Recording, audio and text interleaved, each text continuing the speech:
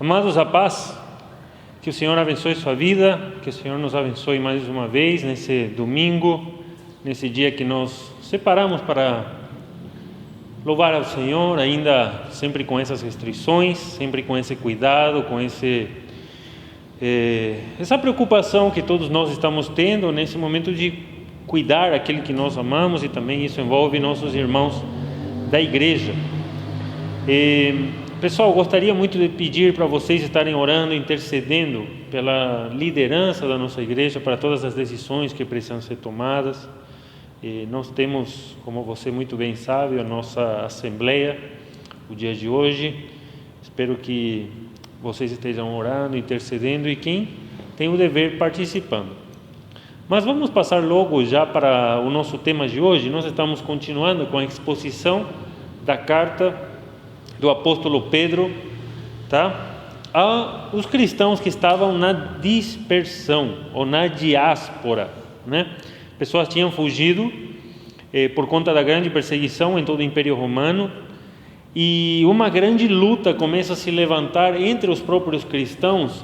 Não vamos dizer brigas entre eles, mas na verdade lutas espirituais, lutas com ansiedade, lutas com frustração, lutas com dificuldades, seja econômica, seja de saúde. E pessoal, muitas oportunidades de crescimento realmente surgem quando Pedro consegue enxergar e ensinar para a igreja o que eles deveriam aprender. Eu não sei se você já parou para considerar o que Deus está fazendo com a sua vida. Eu não sei se uma vez que você acreditou em Cristo como Senhor e Salvador e como dono da sua vida, se você já entende qual é o papel que me toca fazer agora. Uma vez que eu fui salvo, não sei se você lembra, mas semana passada nós falamos sobre a salvação. E eu sou salvo, eu estou indo para o céu. Só que enquanto eu continuo a caminhar nessa vida, qual é o meu objetivo? Por que continuo aqui e o que Deus está fazendo na minha vida? Você consegue identificar isso? Se você não consegue identificar isso ainda, eu gostaria de dizer o motivo. O motivo, a maioria das vezes, é por falta de conhecimento. Mas quer dizer que eu não sei, que eu sou burro, é isso? Não estou dizendo isso, meu irmão, minha irmã. Eu estou dizendo que existem 3 motivos particulares pelos quais muitas vezes o homem que é cristão, mulher que é cristã, depois de ter reconhecido Cristo como Senhor e Salvador, às vezes não tem uma noção do que Deus está realmente querendo fazer com a sua vida. E por estes 3 motivos, se você quiser anotar, anota. O primeiro é por falta de ensino sobre o que Deus está fazendo conosco. E aí a culpa seria de nós, pastores, né? Pastores, mestres, pessoa que ensina na escola bíblica. Devemos sempre ensinar sobre vida cristã, sobre o que Deus está fazendo com o ser humano depois da salvação, uma vez que nós continuamos aqui, continuamos nesse corpo de carne e lutando contra os nossos pecados. O segundo motivo é a falta de interesse pessoal que uma pessoa tem por esse conhecimento. Eu não sei se você sabe o que significa conhecimento segundo a Bíblia. Segundo a Bíblia, a palavra conhecimento, ela tem muito mais esse viés de relacionamento. Quando eu me relaciono com alguém, eu não simplesmente conheço sobre a pessoa, eu não simplesmente sei onde ele mora, eu não simplesmente sei o número de telefone, o CPF, a conta bancária. Quando eu conheço uma pessoa, de fato, isso é segundo a palavra de Deus, conhecimento, eu sei o que a pessoa sente, eu sei o que a pessoa quer e espera de mim, eu sei os objetivos que talvez ela tem na vida, eu conheço os planos, eu conheço quem ela é, e eu também converso com essa pessoa. Se espera de fato que todos nós possamos ter esse tipo de relacionamento nas nossas casas, primeiramente, no relacionamento entre um marido e uma mulher, entre um pai e uma filha, pai e filho, mãe e filha, os irmãos da igreja, tenhamos esse conhecimento, não simplesmente de conhecer o nome, não simplesmente saber o RG, saber onde mora, mas de conhecer profundamente o outro. Mas às vezes, enquanto a Deus, nós temos essa falta de conhecimento, essa falta de relacionamento, porque paramos de orar, porque paramos de ler a palavra de Deus, porque paramos de realmente ter um interesse e priorizar Deus dentro da nossa vida. E o terceiro ponto, gente, aqui é um pouco mais duro e ofensivo, que é a questão da arrogância. A arrogância e o orgulho, por achar que eu já sei como devo viver, eu já sei como devo me relacionar com Deus, tanto que eu não preciso de conversar com ninguém, tanto que eu não preciso de estudar a Bíblia, tanto que eu não preciso de ir para a igreja. Essa arrogância e esse orgulho muitas vezes jogam contra nós. Porque eu quero te fazer uma pergunta: se Deus é Deus, se Ele é o soberano, se Ele é o Rei, quem é que determina a maneira que devemos nos relacionar com Ele? Sou eu ou é Deus? É Ele mesmo que deve me ensinar como que eu vou me relacionar com Ele. E quando nós abrimos mãos da nossa leitura bíblica, do nosso tempo devocional, do nosso tempo de oração, do nosso tempo de relacionamento com Deus, nós abrimos mão muitas vezes desse relacionamento. Mas é justo nesse ponto, irmãos, onde todos nós somos necessitados. Todos nós temos uma tremenda necessidade de aprender como é que Deus se relaciona conosco e como é que nós devemos nos relacionar com Ele. Entenda o seguinte: Ele é Deus, Ele é soberano, Ele é maior do que nós, Ele está antes de nós aqui, né? Ele é muito mais experiente do que nós, Ele nos comprou por um alto preço, Ele mandou seu Filho, tá? Ele ressuscitou Jesus dentre os mortos, enfim, Ele é o centro dessa história. E uma vez que Deus é o centro da história da nossa vida, então eu devo aprender qual é o propósito verdadeiro para ela. Uma vez que eu fui salvo, resgatado do pecado, qual é o propósito final para a minha vida? E o que Deus está fazendo comigo, com todas as coisas que me acontecem dia após dia.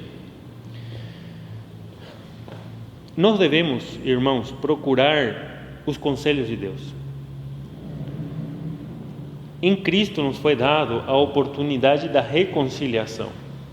Isso quer dizer que nós estávamos longe de Deus, mas em Cristo nós fomos aproximados, para que hoje nós possamos caminhar juntos com Deus e ter a possibilidade que Adão tinha no Jardim do Éden, que é ouvir o conselho de Deus, entender o que Ele pensa sobre uma situação, entender que Ele quer me proteger, entender de que Ele, quando faz as coisas na minha vida, Ele quer trazer a paz, e não a paz que é minha, sino a paz que sobrepassa todo entendimento, tá? E a paz que não só vai parar no meu coração, sino que também vai atingir aqueles que estão ao meu redor. Quando Deus faz alguma coisa, Ele faz de forma plena.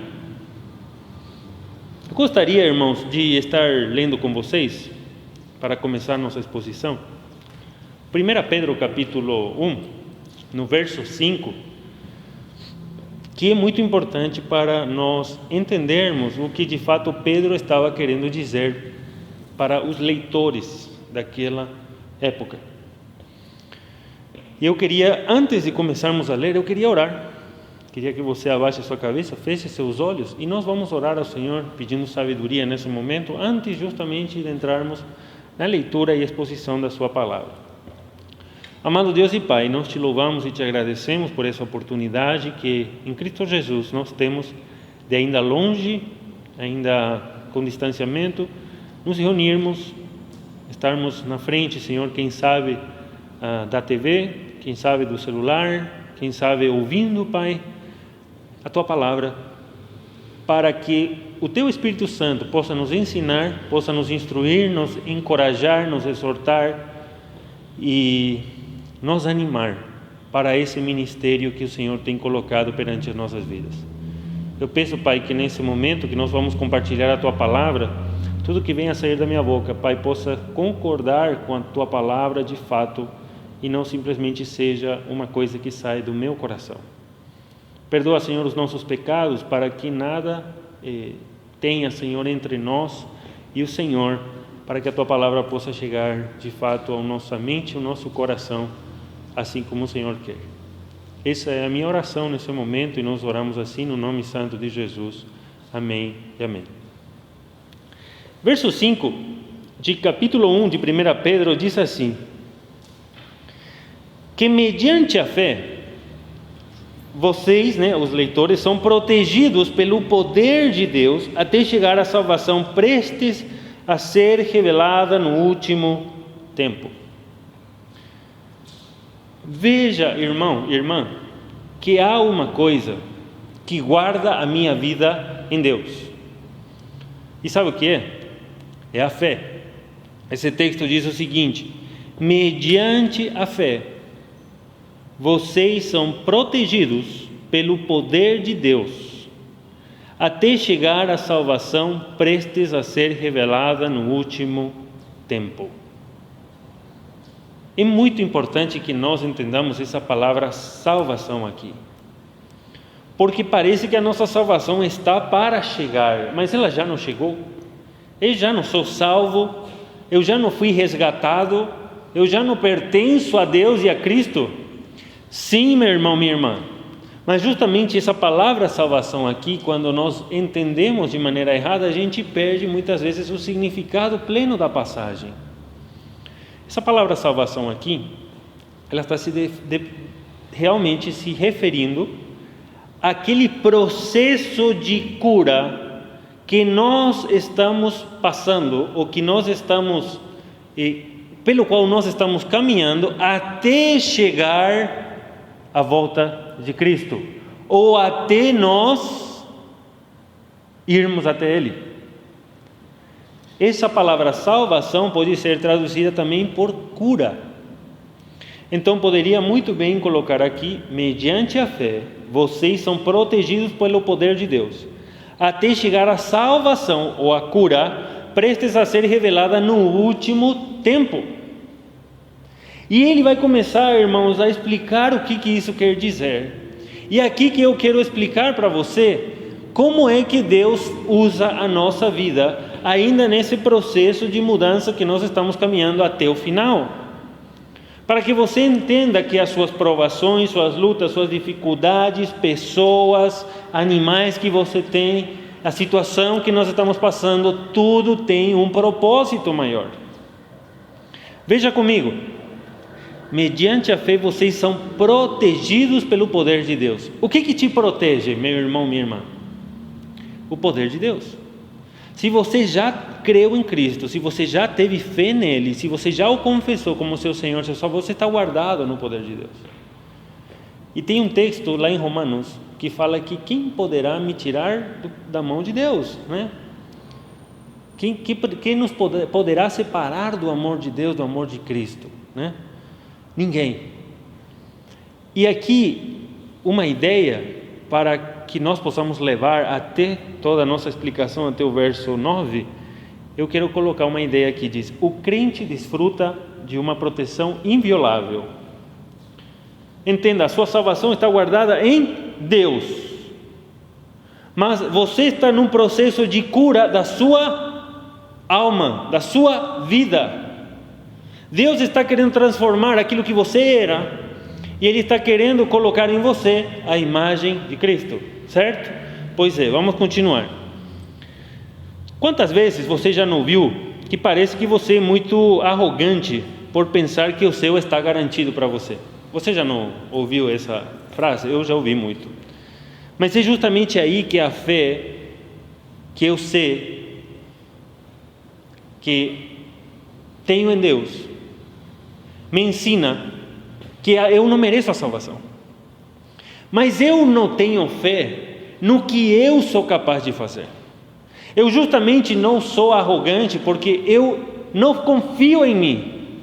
A fé, o lugar em que eu confio é Deus, é na sua palavra que eu confio, por isso que minha salvação está garantida. Então, quando a pessoa me diz assim, Samuel, você parece arrogante quando você diz que a sua salvação está garantida. Quer dizer que você é melhor? Pois é, eu não sou melhor do que ninguém. E justamente por isso que eu preciso confiar e depositar minha fé em alguém maior. Certo? E por que confio em Deus? Porque Deus diz que se eu confessar a Cristo como meu Senhor e meu Salvador, eu estou salvo.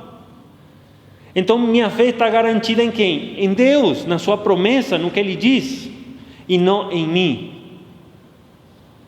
Eu posso me gloriar de uma proteção inviolável, justamente de novo, não por mim, não me glorio em mim, mas me glorio no poder de Deus. Porque se o poder de Deus me salvou do pecado, Cristo já morreu e ressuscitou dentre os mortos, então eu me glorio em quem? Em Cristo. Eu vou ter que confiar nele para ser salvo. Não posso confiar em mim, não posso confiar em nenhuma coisa que tenha dentro de mim. Mas justamente nessa proteção de Deus, eu devo continuar lendo o que diz o texto 6. Verso 6 diz assim: nisso vocês exultam.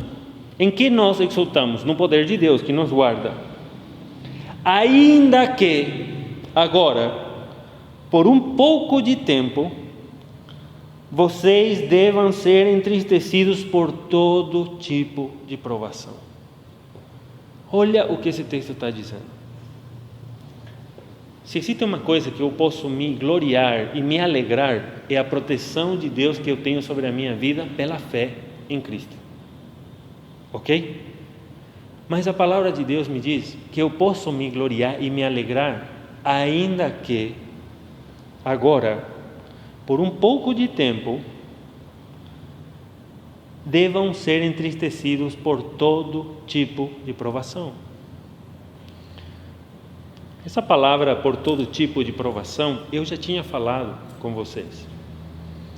Essa palavra significa multicores. Sabe aquela paleta que as mulheres usam de maquiagem? Diferentes cores? Pois é. Sabe essas fases de cores que nós estamos tendo nesse tempo de pandemia? Cada uma significa um problema um pouco maior do que o outro, né? Fase roxa, fase vermelha, fase laranja, fase amarela, fase verde, fase azul. Cada cor demonstra as necessidades, os problemas e as situações que nós vamos enfrentar. Interessante que a palavra de Deus vai usar essa mesma ideia, não tirando da pandemia, mas porque a palavra de Deus era anterior à pandemia, mostrando que nós, seres humanos, na nossa caminhada de vida, vamos sempre passar por diferentes tamanhos e dificuldades e diferentes tipos de provação. Mas por que, pastor Samuel, eu tenho que passar por provações? As provações e testes de Deus, de fato, elas ocorrem por providência divina, com um propósito. Deus quer ser conhecido. Deus quer que você o conheça. Lembra que nós falamos lá no começo sobre a importância de nós conhecermos a Deus? Pois é, sabe quando é que Deus mais se faz conhecido na vida de pessoas? Nas provações, nas dificuldades, porque é aí onde a nossa fé de fato é testada. Se você tiver duas possibilidades, uma fácil e uma difícil, diante de uma provação, o que você escolhe? Normalmente a fácil é você abrir mão dos seus princípios, abrir mão da sua dignidade para você fazer coisas que talvez vão solucionar seu problema no momento X. Mas lá na frente vão trazer uma consequência muito ruim para a sua vida. Talvez a decisão que você tenha que tomar seja mais complicada, muito mais difícil, envolve muito mais discernimento, mas você vai orar, você vai pedir conselho, você vai demorar para tratar aquela questão, você vai ter que ter paciência, você vai ter que precisar ajuda de pessoas, mas a solução que você vai trazer para aquele problema não vai ser só momentânea, sino vai resolver também seus problemas e talvez até vai ajudar a vida de outras pessoas. Então entenda, quando Deus age na minha vida, quando eu estou realmente alinhado com Ele, eu tenho as possibilidades de tomar decisões que não vão trazer paz para mim, e solucionar a minha vida, mas vai ajudar também a vida de outras pessoas e não vai trazer problemas para outros. Porém, quando eu sou guiado pela mentalidade da carne e quero fazer as coisas fáceis, normalmente penso em mim. O egoísmo me leva a pensar em solucionar o problema de forma rápida. E normalmente, quando queremos solucionar um problema de forma rápida, nós passamos por cima de princípios, por cima de dignidade, pisamos em pessoas, usamos pessoas para satisfazer o nosso eu. E depois acabamos pagando o pato lá na frente e sofrendo mais do que na verdade deveríamos estar passando. Deus permite o teste para provar a fé e o caráter do crente. Onde é que está o seu coração? Algumas provações são muito mais difíceis do que outras. Na verdade, há até provações que são mais severas. E essas provações podem consistir tanto de tormentos físicos e também espirituais. Nesse momento de pandemia, muitas pessoas estão sofrendo com perda de emprego. Muitas pessoas estão sofrendo com falta de comida. Mas outras pessoas, elas têm tudo, mas estão com problemas espirituais. Com muita ansiedade, com muita preocupação, com muita frustração, com muito egoísmo. E tendo que lidar com isso todo dia. Não falta comida em casa, não falta trabalho, não falta dinheiro na sua conta, mas falta outras coisas, falta uma direção para saber o que está rolando no meu dia a dia. E sabe por que temos problemas espirituais? Justamente porque em tudo que nos acontece não conseguimos identificar o que Deus está fazendo comigo. Eu observo muito bem o problema político, eu observo muito bem o problema do meu vizinho, eu observo muito bem o problema do meu filho, da minha filha, da minha esposa, do meu marido, o problema que meu cachorro tem, mas não enxergo qual é meu problema e o que Deus está querendo mudar em mim. Toda situação que acontece na minha vida, irmão, irmã, tem um propósito. E é transformar seu caráter, suas atitudes. O que Deus quer com as provações? Veja, 1 Pedro 5,10. Abra lá rapidinho comigo. 1 Pedro 5,10 diz assim: o Deus de toda graça que os chamou para a sua glória eterna em Cristo Jesus, depois de terem sofrido durante um pouco de tempo, vai falar de novo, os restaurará, os confirmará e lhes dará forças e porá sobre fortes alicerces. Olha o que Deus quer fazer com todas as provações. Ele quer restaurar meu coração. Ele quer aperfeiçoar quem eu sou. Se você olhar para a sua vida, não sei quantos anos você tem de convertido ou convertida, mas com certeza, se você olhar para muitos anos atrás, se você olhar a pessoa que você é hoje, quantos problemas e dificuldades não te fizeram mais forte, mais sábio, mais inteligente? Às vezes você aprendeu pelo conselho, às vezes você aprendeu pela dor, mas o Senhor não te restaurou? O Senhor não está te aperfeiçoando? Você não é diferente do que você era? O Senhor diz que quer te confirmar. Ele quer te dar uma convicção do que você é perante Ele e, acima de tudo, de quem Ele é para você. Quem Deus é para você, quantas coisas Deus já fez na sua vida. Ele quer te fazer enxergar isso. Deus quer te fortificar, isso é fazer crescer. E ser cristão, gente, é como você entrar na academia. Quando você entra na academia, você chega talvez miudinho, né? Magrinho, fraco, não consegue levantar nem 2 quilos. Mas dependendo da dedicação, da disciplina e boa vontade que você tem, depois você se torna forte. Você se torna alguém que tem realmente uma força e crescimento maior. E você se torna capaz até de enfrentar coisas e desafios maiores do que você estava acostumado quando você talvez começou essa caminhada. Deus quer também te estabelecer. Por meio das provações, o Senhor quer afirmar aquilo que você já tem aprendido. Deus quer colocar em vocês a certeza de que você realmente sabe quem Ele é.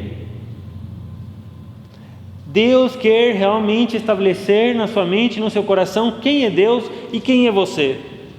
Que você é pequeno, que Ele é grande, que Ele é luta e que eu devo descansar nele, mas ao mesmo tempo fazer o que está no meu alcance, na minha mão. E veja o que diz o verso 7, por que acontecem as provações? Veja o 7, diz assim: assim acontece, para que fique comprovado a fé que você tem. E ele diz, muito mais valiosa do que o ouro que perece, mesmo que refinado pelo fogo. Você já parou para pensar? As provações vêm para demonstrar o tipo de fé que você tem. E aqui já fala que a nossa fé é o quê? Valiosa. E mais valiosa do que o ouro. E o ouro perece, mesmo refinado pelo fogo, né? O ouro refinado pelo fogo, ele fica mais puro. E ainda mais puro, a Bíblia está falando, que perece. Mas a fé, quando é exercitada e testada, ela não perece. Ela cresce, ela se desenvolve, ela se estabelece, ela se restaura, ela restaura vidas. E olha qual é o resultado. Ela se demonstra como genuína. Fé genuína quer dizer verdadeira. Fé que de fato está depositada em Deus. Qual é o resultado desse tipo de fé? Verso 7, continuando, diz assim: ela é genuína e resultará em louvor, glória e honra quando Jesus Cristo for revelado. Louvor, glória e honra não são três coisas que o mundo persegue? Estava vendo esses dias aí a premiação dos melhores jogadores do mundo de todos os tempos, cada um com sua medalha, seus troféus. Gente, impressionante. Louvor, honra e glória todo homem, toda mulher procura. Mas esse louvor, essa glória e essa honra são passageiros. Às vezes dura menos de um ano. O melhor jogador do mundo, cada ano tem uma pessoa diferente. E se não é uma pessoa diferente, pelo menos 2, 3 anos, mas acaba. E vem outro e ocupa seu lugar. Mas esse louvor, essa glória, essa honra, veja quando é que de fato vai ser dado para nós. Será dado quando Jesus Cristo for revelado. Louvor, honra e glória quando Jesus Cristo for revelado. O louvor, honra e glória que não se perde está guardado para aqueles que vão se aperfeiçoando na sua caminhada cristã dia após dia. E é um louvor, uma glória, uma honra que não tem fim. E está garantido para o dia da volta de Cristo. E verso 8, ele diz ainda mais o exercício da fé. Mesmo vocês não tendo visto, né? Vocês exultam. Mesmo vocês não tendo visto, vocês o amam. E apesar de não verem agora, vocês creem e nele vocês se alegram ou exultam com alegria indizível e gloriosa. Gente, você não viu Jesus. Você vai me dizer, nossa pastor, que linda fé seria essa se eu tivesse, né? Se eu tivesse esse tipo de fé. Mas eu vou te dizer uma coisa, você tem fé. Só que a sua fé, segundo você, é fraca, talvez porque você não tenha alimentado ela. Mas vou te mostrar como você tem fé. Você não ouviu, mas você ama Jesus. Se você não ouviu e você o ama, você é bem-aventurado. Veja o que diz o próprio Senhor Jesus em João capítulo 20, verso 29. Ele vai dizer assim: disse-lhe Jesus, era Tomé, tá? Porque me viste, você crê. Bem-aventurados os que não viram e creram. 10 vezes felizes são aqueles que não me viram e ainda creem. Se você tem esse tamanho de fé, olha o que o Senhor está observando e pedindo de você: um crescimento, um desenvolvimento, um relacionamento, um alinhamento com Ele. A fé do cristão, quando colocada em Cristo, quando exercida em Cristo, traz uma alegria inexplicável. Aquela alegria que Tiago vai dizer que ele tem contentamento ainda passando em meio de todas as provações. Eu estava lendo um texto esses dias, eu queria deixar com você aí, para você pensar. Foi muito engraçado. Diz assim: se os cristãos confiassem em Cristo como as crianças confiam e creem no coelhinho da Páscoa, teríamos mais motivos de gratidão do que tristeza. Vou repetir para você, tá? Se os cristãos confiassem em Cristo como as crianças confiam e acreditam no coelhinho da Páscoa, teríamos mais motivos de gratidão do que tristeza. Gente, se você entendesse de fato quem Deus é e que Cristo já fez na sua vida e o que Ele está fazendo dia após dia, seus motivos de gratidão seriam muito maior do que a sua tristeza, porque você sabe o que te espera, porque você tem certeza em quem você tem crido, porque Ele vive. Eu posso crer no amanhã, nós cantamos. Então qual é o motivo da nossa tristeza?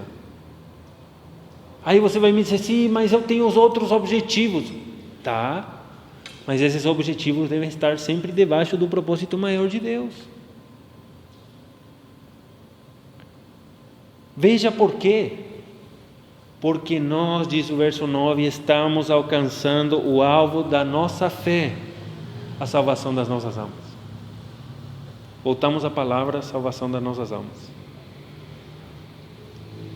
A palavra salvação aqui, de novo, é cura e plenitude. Em terminologia puramente cristã. Em terminologia puramente cristã, muito mais completa em conteúdo, tá? Porque a terminologia cristã é muito mais completa em conteúdo. A palavra salvação inclui recuperação completa da saúde, da doença, do pecado, libertação do cativeiro e da escravidão para com ele, para com o pecado. Então a palavra salvação das nossas almas é: Deus está curando a minha alma dia após dia durante os processos de provação que eu passo.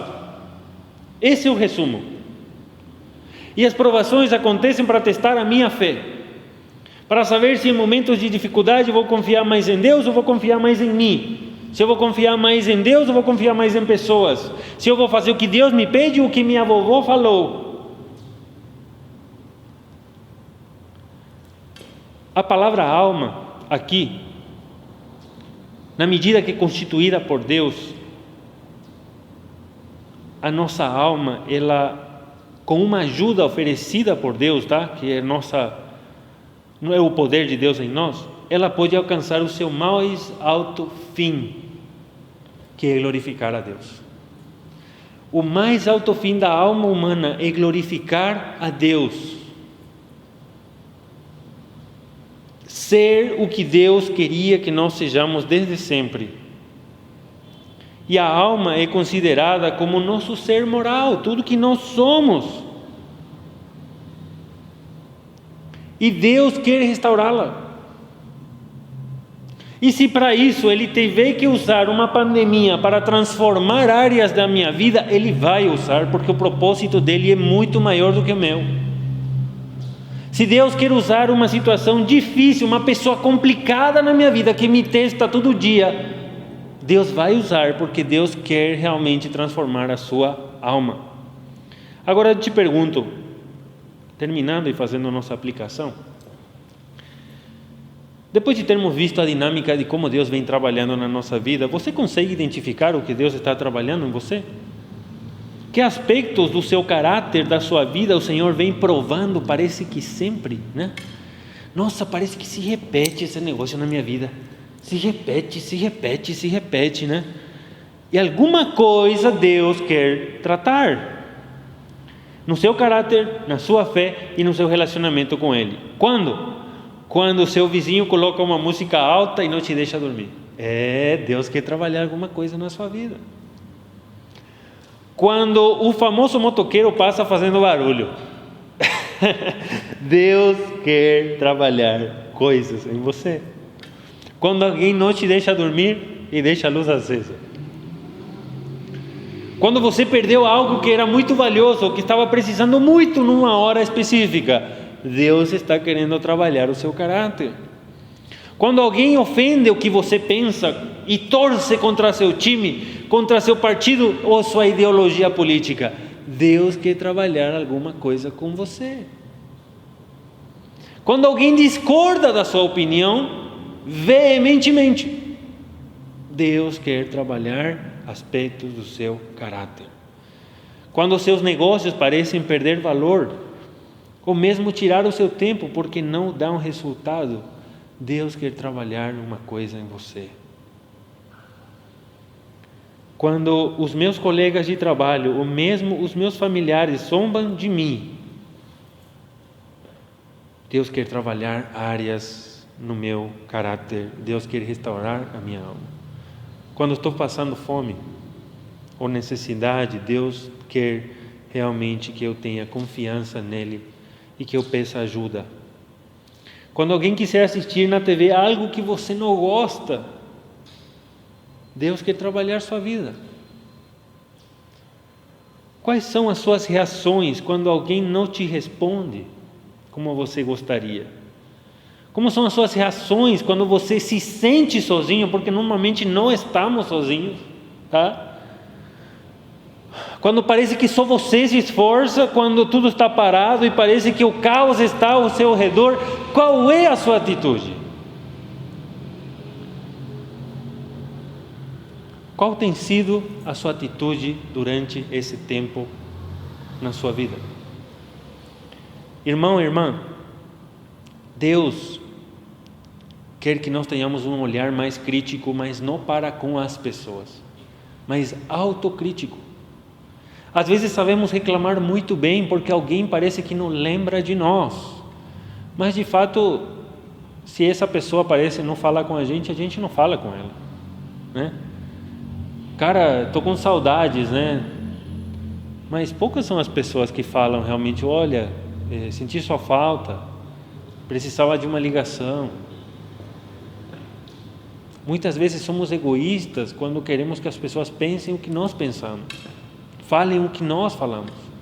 Não sabemos ouvir um não, não sabemos ouvir alguma coisa contrária ao que nós estamos acostumados a ouvir. Então veja que na nossa vida há esse exercício em que Deus está trabalhando por meio das provações as nossas dificuldades. É o mesmo que Deus estava fazendo com aqueles cristãos na época de Pedro, que a luta deles era muito maior. Eles estavam passando por perseguições, eles estavam passando estavam sendo traídos pelos próprios familiares, amigos e vizinhos por serem cristãos, estavam sendo jogados no cárcere, estavam sendo jogados no circo dos leões lá em Roma, estavam sendo assassinados por crerem em Cristo. Eram testes muito mais pesados do que o que nós passamos hoje, mas o propósito é sempre maior: a salvação e a cura da nossa alma. Abaixe sua cabeça, feche seus olhos, nós vamos orar ao Senhor. Amado Deus e Pai, nós te louvamos e te agradecemos porque o Senhor é bom, porque a tua misericórdia ela dura para sempre, Pai. Eu te agradeço, Senhor, porque o Senhor nos dá a oportunidade de entender e compreender que tudo que acontece no nosso dia a dia tem um propósito. E é o propósito, Senhor, de nos apegarmos mais a Ti, de nos parecermos mais contigo, de colocarmos, Senhor, em nós a imagem de Cristo Jesus, permitindo que a Tua glória possa aparecer. Pai, às vezes os nossos objetivos na nossa vida nos frustram, mas muitas vezes nos frustra justamente porque são objetivos egoístas, que estão muito mais apegados ao que nós queremos fazer nas nossas vidas e nos esquecemos de quem nós somos, sendo arrogantes e esquecendo, Senhor, do propósito e objetivo de Deus para nós. Pai, coloca em nós esse senso de compreensão da Tua vontade, que é muito mais importante um coração obediente do que qualquer sacrifício que eu possa fazer. Te agradeço por esse momento que podemos compartilhar, Senhor, com os irmãos a Tua palavra. Guarda todos aqueles, Senhor, que estão necessitados, Senhor, de cura, que precisam da Tua proteção, da Tua mão poderosa. Nos lembramos da Dona Maria Sanches, Dona Maria Camacho, da Dona Valéria, Senhor, que precisa muito também do cuidado, Senhor, dos médicos, do tratamento, Senhor, do câncer que ela está fazendo. Nos lembramos da família da Dona Maria Emília, nos lembramos da Isabela, nos lembramos, Senhor, da Vanessa, do pai dela, nos lembramos, Senhor, do Samuel Elias, da Thelma, pessoas, Senhor, que precisam muito do Teu cuidado, do Teu amor. Nos lembramos do Willis, nos lembramos do Homero, pessoas, Senhor, que de fato oram, intercedem e lutam, Senhor, dia após dia.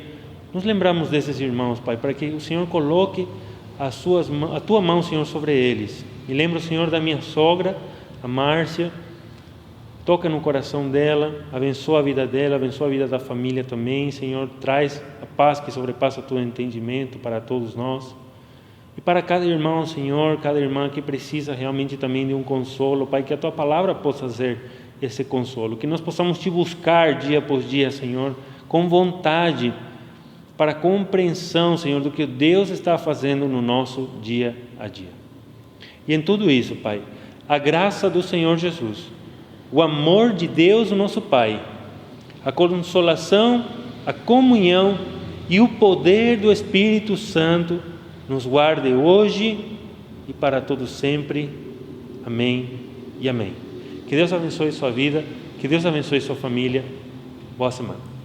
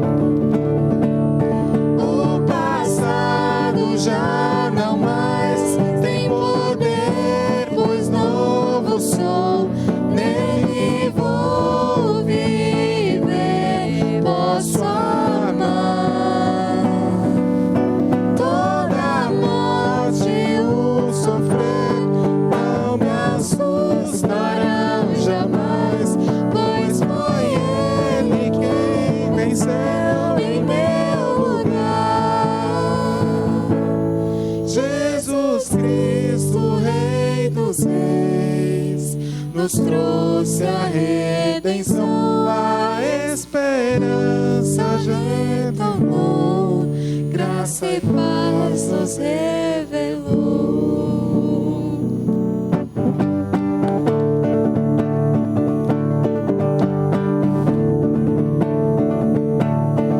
Vivo hoje, estou aqui, pois Ele decidiu me amar.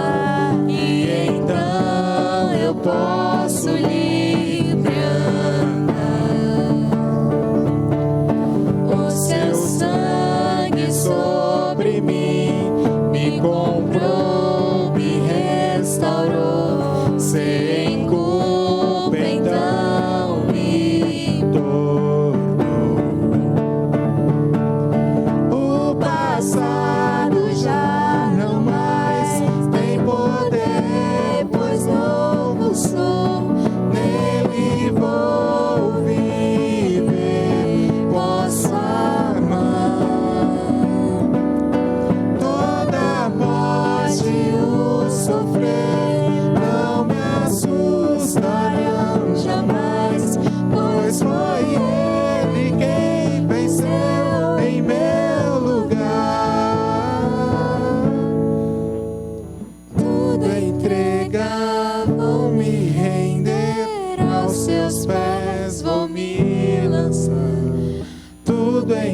entregar, vou me render aos seus pés, vou me lançar.